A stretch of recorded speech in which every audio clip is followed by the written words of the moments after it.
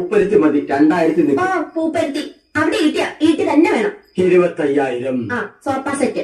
ചൂരല് മതി. റെപ്രസെന്റേറ്റീവ് ഇരിക്കാനില്ല, എവിടേക്കാ? കുഷൻ തന്നെ വേണം, കുതിച്ചു പോകണം. അതിന് കുതിരപ്പുറത്ത് കയറിയാ പോലെ. തമാശകള കൂട്ട്. 25,000. ആ ബ്രിഡ്ജ്. പാല് അതും വേണോ? അവർക്ക് നടന്നു വന്നാ പോലെ. അതില്ലെന്ന് തണുപ്പിക്കുന്ന ഒരു സാധനമില്ലേ? Fridge 9,000. T V black and white പോലെ കളർ തന്നെ വേണം. 10-20 അടി നീളം വേണം. 10-20 അടി നീളമോ? ഇഞ്ചായിരിക്കും. ഇഞ്ച്. വയറില്ലാത്ത ഫോൺ അതൊരെണ്ണം മതി. മൊബൈൽ. മൊബൈല് വയറില്ലാത്തോണ്ടെങ്കിൽ വില കുറവായിരിക്കും. ഇനി അയ്യോ ഇനി മടക്കല്ലേ, ഒടിഞ്ഞു പോകും. തൽക്കാലം ഇത്രയൊക്കെ മതി.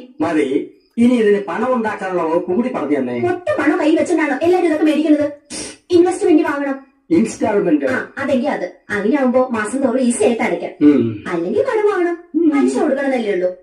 എന്താ മുൻഷി പരമേശ്വരൻ പിള്ളയുടെ മകന് കടം കിട്ടില്ലെന്നുണ്ടോ? നോക്ക്, നിസ്സാരമായിട്ട് തള്ളരുത്. ഇത് നമ്മുടെ പ്രസ്റ്റീജ് ഷൂസാ. എന്ത് പറയുന്നത്?